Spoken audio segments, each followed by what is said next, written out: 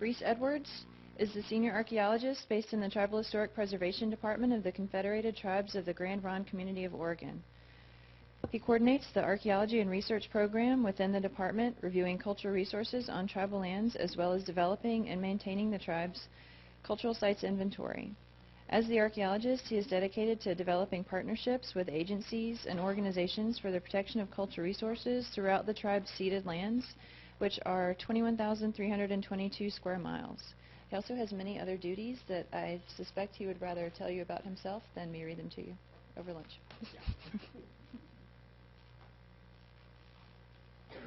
Thank you, everybody.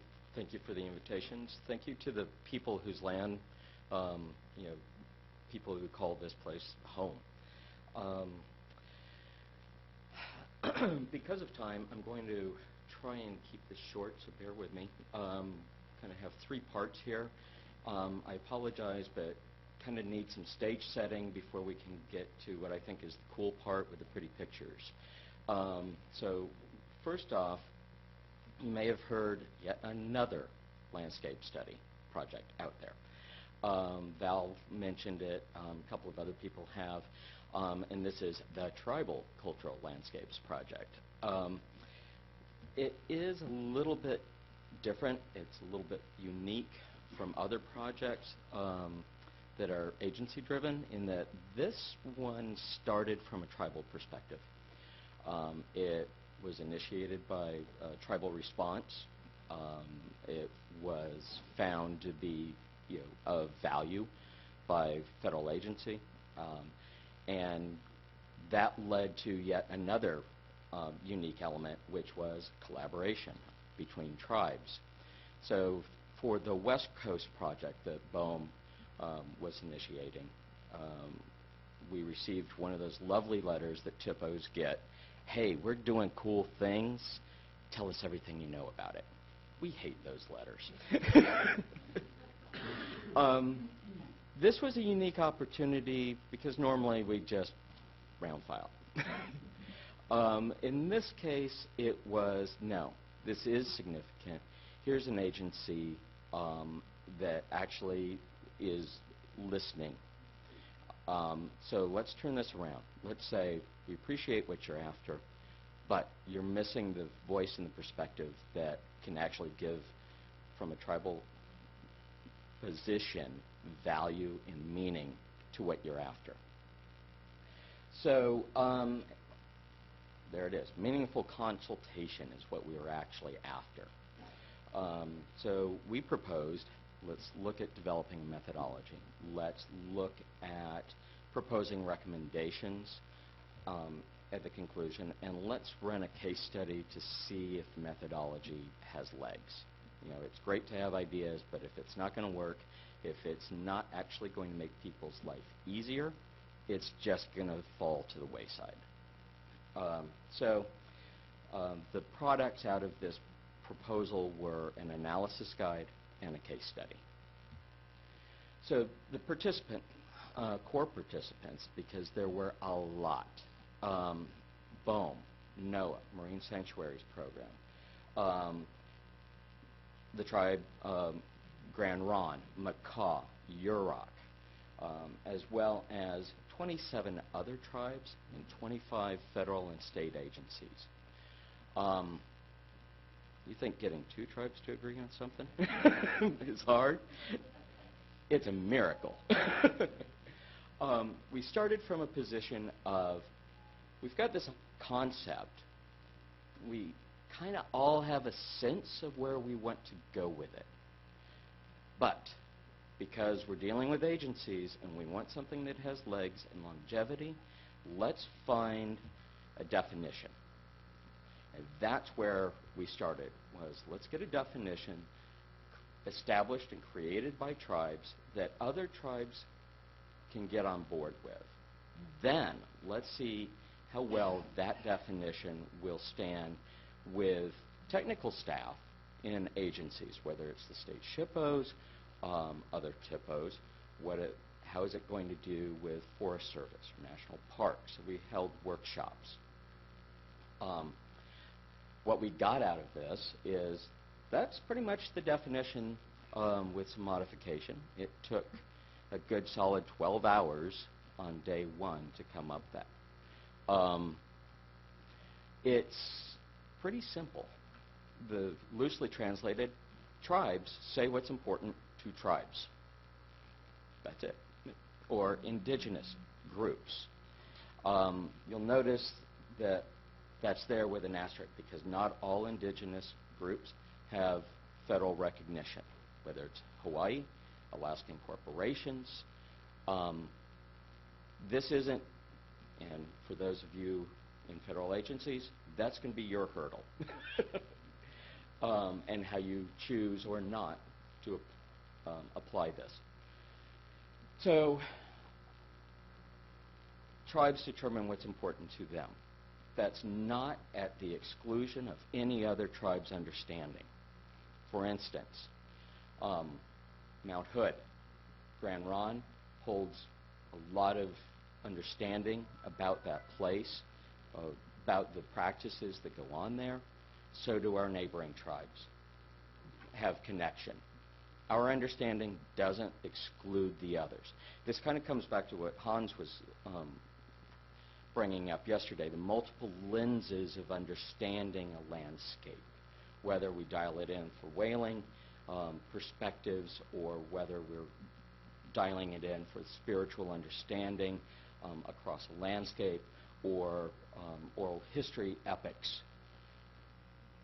So I'm going to quickly try to buzz through this. We came up with a framework you can see there. One of the key points that came out of this amongst the tribes that we were engaging with is stop focusing on place. You know, that's good archaeo training to start from finding a place. But when it comes to actually understanding a landscape, shift the lens. Take a half step over. Look at it from a place of practice. Once you understand practice, it's a lot easier to go find place. And when you do find place, you'll actually have a better concept of what you're looking at. That's easy to say from a West Coast perspective, where tribes, you know, there's a lot more understanding. It's not as fragmented as you find in other places in the country. But that information still resides out there. It's a matter of, as professionals, scratching the surface, digging a little deeper into it. Looking at how wide. You know, we keep looking for bounds, ways of defining an extent of a shell midden or the distribution.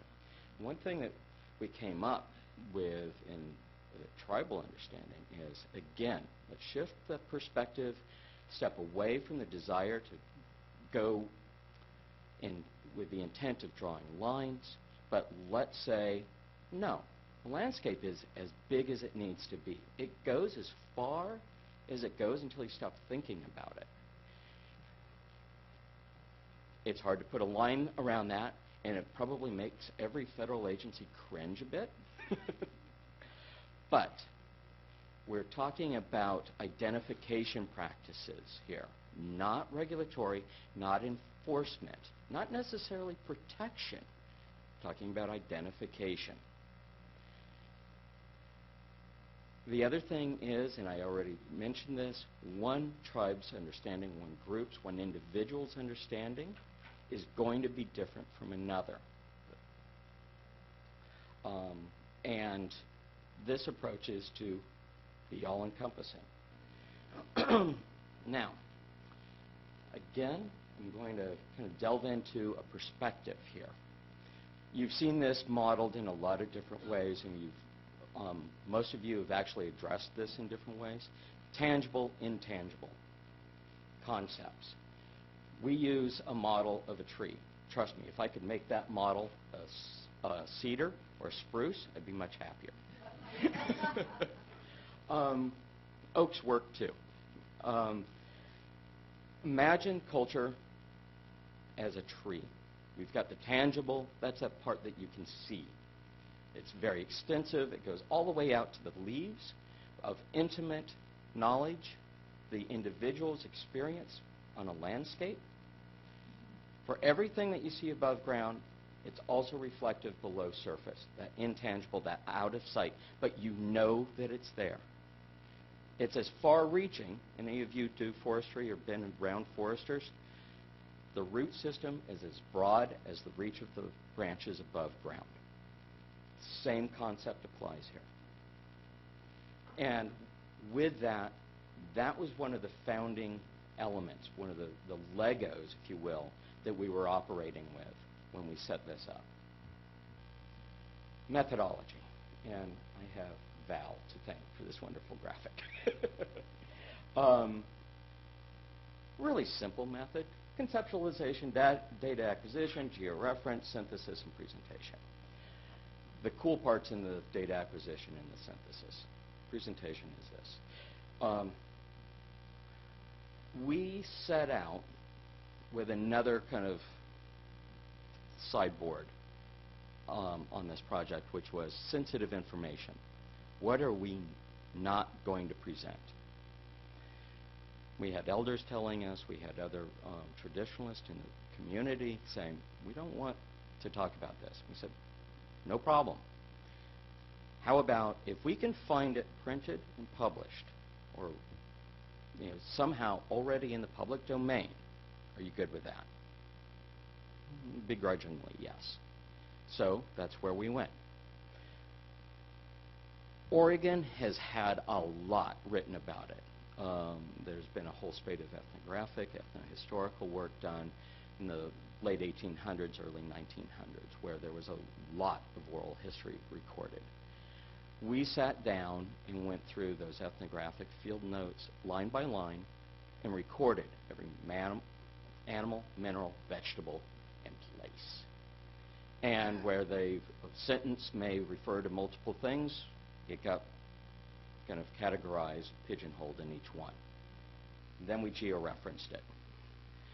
What we came up with is that as a resolution on that, the further away that we get from shore, we get a broader understanding, but it's still a valid presentation of what's understood out there from a land-based community. What you're seeing there is the three study areas that we took. These are defined on land area, landforms, concentrations of data, and diversity of information. The other element, other sideboard that we were operating on is a traditional understanding of the landscape. We operate on 3 levels of what will be described as time in Western concept. Now, I apologize for the word historic.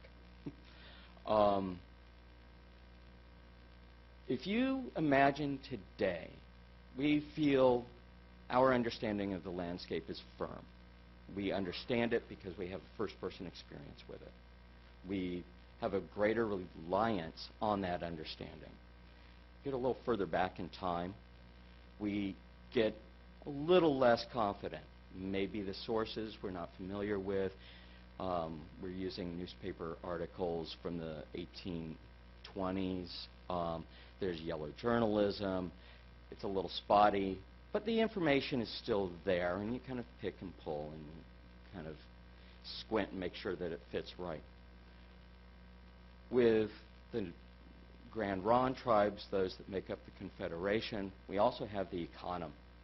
That's that myth time. That's that time that sits in the back. That's the stories of South Wind. That's the stories of Coyote. These are the foundations for understanding life, how to live it correctly, how to read that book that you're seeing there. That landscape is a chapter.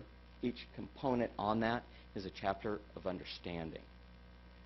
It's far back in time, so we have supposedly a lot less reliance on what it's telling us in a Western lens.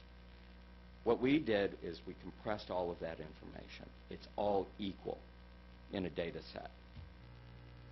So, quick notion of data sources. One of the first and foremost, and one that's often forgotten, is what's actually happening there today. You know, we want to see tribes, indigenous understanding as something in the past.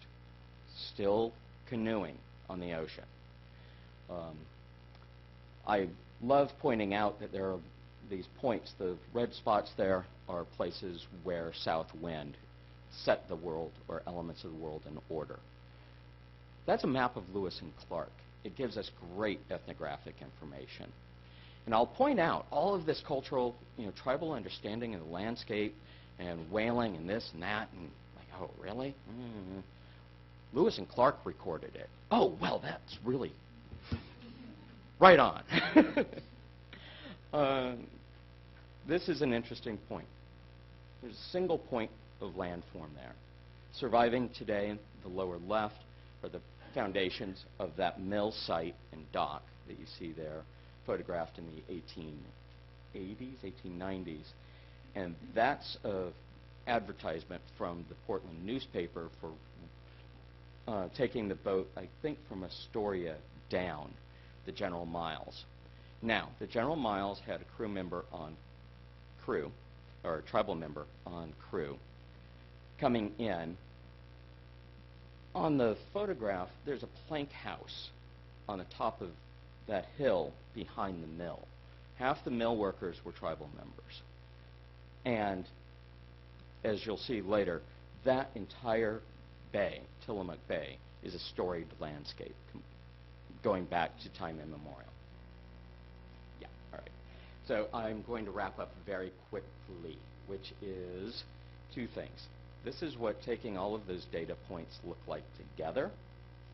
Language, places, place names, faunal resources that have been recorded. The size of the dot refers to how many times that shows up in the historic records, and archaeological sites, and then the amalgamation of all of them. What that looks like when you start running lines of sight between them, because that seems to be a key variable. And this is the tool that we can use for management and development of future plans in the area, so that we can start engaging. All of the proprietary information is behind the scenes. We don't run the risk of violating taboo. But we've now got a tool and a mechanism to start talking. And I'll point out that there's some very cool hot spots offshore. This is all land-based for the most part, but you see hot spots of where there's strong cultural connection based on lines of sight. So with that, and paleo landshore stuff, but we can talk more about that. And there. So, thank you. And I'll dodge out.